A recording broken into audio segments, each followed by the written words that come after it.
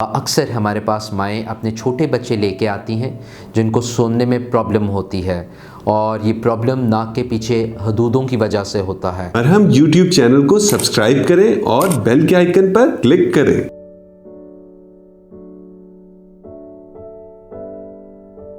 अस्सलाम वालेकुम जी, मेरा नाम डॉक्टर बख्त अज़ीज़ है और मेरा ताल्लुक़ शोबा नाक कान गले से है। I am working as an assistant professor in the department of ENT Jinnah हस्पताल लाहौर।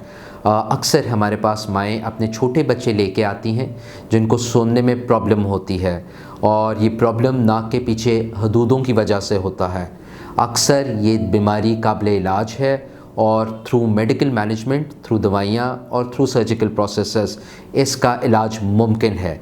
जब इलाज किया जाता है ना सिर्फ कान के पर्दे के पीछे प्रेशर कम हो जाता है और हमने बहुत सी माँओं का एक्सप्रेशन देखा है जब उनके बच्चे सुनना शुरू हो जाते हैं और बेहतर फील करते हैं।